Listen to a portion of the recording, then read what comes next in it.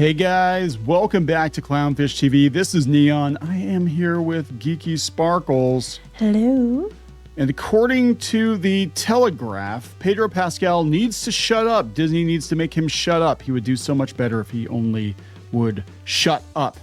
Yeah, shut basically up, what they're saying is, he could be winning everything if he'd stop talking. Yeah, and I think there's some truth to that, right? He is turning into the next Rachel Zegler. Basically, people were upset that he's in everything, but they'll let that slide. But now he's saying a lot of politically charged stuff. It's turned a lot of people off, and it could affect the box office. Absolutely. Well, Disney needs him to shut up because Disney has him coming up in the Fantastic Four movie. He's going to be in the Mandalorian and Grogu movie, and they keep doubling down on using him. But and don't even get me started on the unfair treatment between him and Gina Carano. But it's gonna bite him in the butt. If Rachel Zegler's any indication, constant political pandering is going to bite you in the rear end with an audience. They want you seen but not heard. Yes, and that's just it. People anymore, everything is so polarized now. They really don't want hot takes from their celebrities, one way or the other. I'm gonna be honest. I think people just one way or the other. This is why I think Chris Pratt tries to stay out of it. And he just does his farming thing, and he gets a lot of roles. He gets to voice literally every cartoon character out there at this point, right? And Pedro Pascal could learn a thing or two. Now, you can open your mouth. You can, express your opinion, but realize that when you do that, when you take a hard position, you're going to alienate potentially 50% of your audience.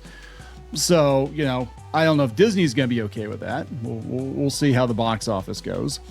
So before we get into it any further, please subscribe for more pop culture news, views, and rants, guys. You'll get a woohoo if you do. Woohoo! This is coming from the Telegraph, and this is after, this week he had F the people that try to make you scared. He went into a political rant for an indie movie, and before that we had him saying that J.K. Rowling was a loser, so apparently he does not want to be in the Harry Potter reboot. No. But he's in everything else. And that's what's funny to me, because this article, which we're going to talk about in a minute, goes on about how people just love him. And I'm like, no, actually people were saying him and Zendaya, why are they in everything? Yeah, but Zendaya doesn't run it. No, she doesn't say much of anything in that regard. But, my point is, they're like, oh, people love him so much. I'm like, not really. They said that Pedro Pascal has been at the center of pop culture for over a decade. I'd never heard of the guy until he was in Game of Thrones. That was pretty much his big break. Okay. But that's not really being at the center of pop culture. Like, I didn't know his name until The Mandalorian. And basically he did the Game of Thrones and some other stuff, and then he went to Mandalorian and so on and so on. He's been at the center of pop culture. Will his progressive outspokenness prove to be his downfall? Yeah, I think it might be. Because the winds, they are a change in, and Disney is changing very, very quickly. If you've been watching our last couple of videos, they're no longer pandering to the left. So, it's going to be very interesting to see what happens here. So in the forthcoming Marvel movie, The Fantastic Four, Pedro Pascal is going to play a hero whose limbs can stretch to superhuman lengths. I'd like to actually see it. They barely showed him in the trailer. They basically said that he might not have wrapped his arms around the whole world yet, but without question, he has the entertainment industry in a tight embrace. What? The whole article's mostly like this. Oh my God. They're talking about how he basically showed up on the scene in Game of Thrones. He did The Last of Us, Star Wars, Mandalorian, Wonder Woman 2, et cetera, et cetera. But it's getting ridiculous because now it's like Pedro Pascal's in everything. I mean, I don't think it's quite the level of Zendaya yet, but it's getting there. It's getting there, yeah. They're talking about, he guaranteed himself an Emmy for The Last of Us. And then he went out to the festival you're talking about, the film festival, and said, F the people that try to make you scared. Right. Which, he's like, I'm an immigrant. My family's an immigrant. But he was from like a wealthy family. Yeah. So this is... They said looking side by side. Let's see. This is interesting. They're talking about how he could be compared to Harrison Ford. No, he did a picture of himself. Look down. Harrison Ford. Okay. Yeah, he recreates a picture. And oh my gosh, he put the picture of him up on the internet with the sleeveless shirt. And it's like, people are thirsty for Pedro Pascal. I don't understand why. He looks like a mechanic or a plumber or something. Like he has dress pants on. I never got this. I never got why. Well, he's got I'm these. kind of glad you did it, but you know. No, I'm just saying, like, I can't even wrap my head around like a bunch of 20-year-olds wanting Pedro Pascal. I'm like, he looks like just somebody's dad. Well, that's like, why I said they call him America's dad or whatever after The Last of Us. But then they spend the whole rest of the part of the article talking about comparing him to Harrison Ford. Yeah, but they're basically like Harrison Ford keeps his mouth shut, right? Yeah, basically that's what they said. They said he didn't say much, Yeah, But they said. go ahead. No, it said that Ford was notoriously uncommunicative and did not play well with others. He always came across as being grouchy and disinterested, but he didn't really talk politics that much. No, either. and they said Pascal, by contrast, seems sweet and easy to get along with, but he's also telling people to tell people to F off if you don't agree with them. Yeah, so they're basically so they're spending the first like 2/3 of the article kissing Pedro's ass. I get it, they like Pedro Pascal. Okay. You keep going down. God, He eventually does get to a point. You get to the point here. Here's all the things he did. The last like 2 or 3 paragraphs. He's going about his plan and him being in everything and how he got to be in Game of Thrones. Who gives a shit? We get keep it. Going He's down. Keep going down. Oh my God. So they're talking about, God, this is ridiculous. We had to scroll literally this article has like 19 paragraphs and it's basically sucking on Pedro Pascal's sugar daddy, right? We get to the very end, and they're talking about how he's been in so many big pop culture movies, whatever. And they said, can't continue. After Fantastic Four, he's going to be back in another Mandalorian movie, another Disney franchise, reeling from backlash against Snow White. Disney is clearly keen to keep politics at arm's length. See also Abu Dhabi. The last thing it will want is his biggest star using the red carpet to diss J.K. Rowling or fire pot shots at Donald Trump's immigration policy. Right. Again, that's the problem right here, is that he's using this as going down the same way as Zegler. Yeah, he has become the next Zegler. And he is going to be a liability. It doesn't matter how much stuff he's been in. It doesn't matter how much. I mean, I don't know if people are paying as much attention to the stuff he's saying, but I do know the sentiment is, why the hell is he in everything? Well, not just that. You said about liability. He keeps going out there and doing this, and they're in the lawsuit with Gina Carano, and he was one of the people going to be brought into the lawsuit directly because they were looking at the other actors that she worked with and their pay for the Star Wars Mandalorian show, and he's one of the ones they're going to be comparing apples to apples with, and he's out there saying this stuff now, and that's just giving her more, stuff to win with because they didn't get rid of him. Maybe he's playing 4D chess, and that's the point. Oh God! They said at least Pascal puts his money where his mouth is. He's actually outspoken about things. They're talking about the Protect the Dolls T-shirt at the Thunderbolts. During the first Trump presidency, compared the detention of migrant children at the border to Nazi concentration camps. Right, Again, which people he was brought not up. fired. And people brought that up in relation to Gina Carano, not fired. So here's where it gets really interesting. These are not messages with which Disney may be comfortable as it pivots away from its previously political leanings. Bob Iger has been making friendly with Donald Trump and recently discussed plans for an Abu Dhabi theme park with the president. Trump blessed the project as incredible. This came after Iger had rubber stamped a settlement with Trump, who had sued ABC News, owned by Disney, of defamation. More generally, Iger has indicated that Disney will no longer be taking a stand on the issue of the day.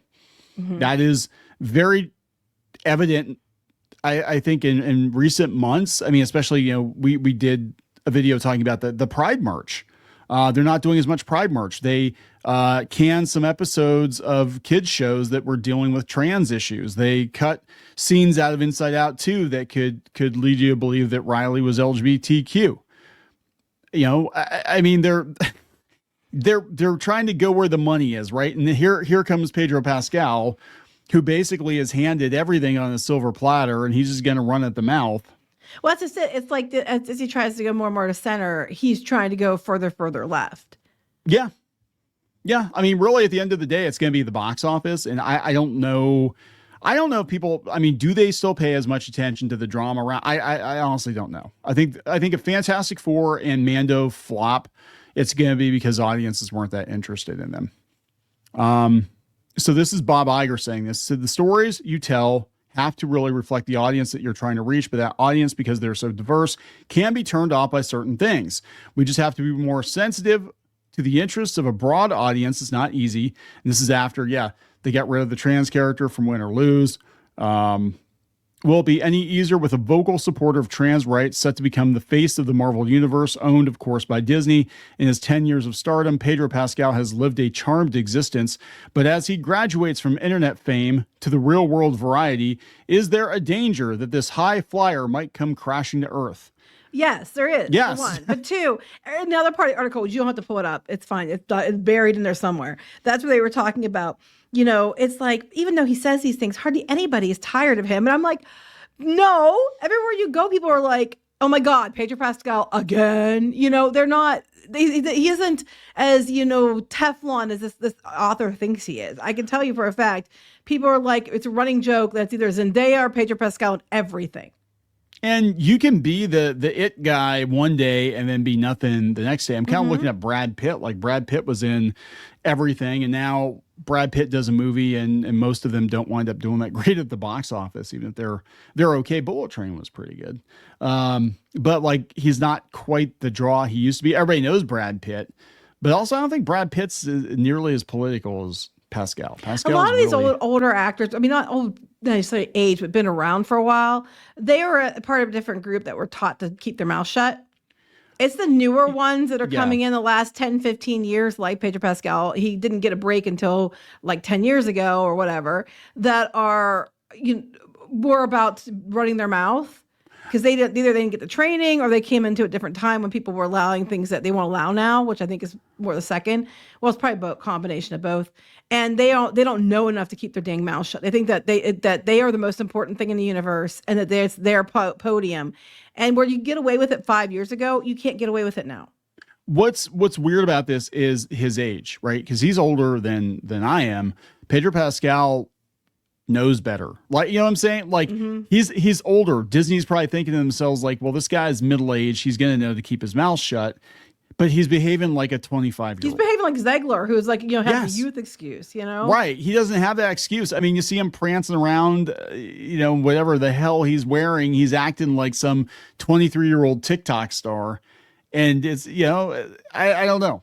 I guess I kind of figured at his age, he would be kind of taking the Harrison Ford approach and being like, yeah, I'm going to buy a farm in like, Wyoming or wherever he lives. And just be like, I'm not going to deal with people. I'm just going to go and then I'll just fly into Hollywood when I got to do something. He thrives on, like Harrison Ford he always seemed kind of like, he wanted to be an actor, but he wasn't always like big on the spotlight. Pedro Pascal seems to me that he wants all the attention all the time. Like, pay attention to me. Yeah. And people might pay attention to you. It might be negative. I don't know. I think eventually, especially with the Gina Carano lawsuit, that they're going to have to pay attention to him. They might send a person to his house like they did with Zegler and be like, yeah, hey, we got a couple of big movies coming out. Shut up. Yeah, just you need to stop. Shut the fuck up. That's all you got to do. Shut up. Be normal. I believe people are entitled to their opinions, and I believe actors are allowed to say what they think. But in the case of Disney, we already had actors like Gina Carano not being allowed to say what they think and getting fired for it, being fired for misinterpretations of what they actually said. And then meanwhile, other actors like Mark Ruffalo, Mark Hamill, Pedro Pascal, Rachel Zegler were allowed to say whatever the hell they wanted. But the only one we've heard corrections from was Rachel Zegler had someone fly out to tell her to shut up, another woman. I don't know if it's that or what, but it's Disney isn't going to let it go. I mean, it's already biting them in the butt. They can't get away with it anymore. The audiences are leaving. He needs to stop talking. And that's the point the person made the article. It's like he could have the whole, Hollywood and everybody at his feet, but instead he keeps running his damn mouth off and it's going to cost him everything. Yeah. I think eventually people will get tired of it. And eventually, dude, you're going to be too old for a lot of these roles. And it's going to come pretty quick. I mean, it's probably a good thing he's working as much as he is right now, because I'm like, when you hit 60, I don't think you're going to get as many calls as you are right now, but who knows? We're going to wrap this up. Yep. Let's wrap this up. Please subscribe for more pop culture news, views, and rants. We'll talk later. Bye. For more pop culture news, views, and rants, go to news.clownfishtv.com. That's news.clownfishtv.com.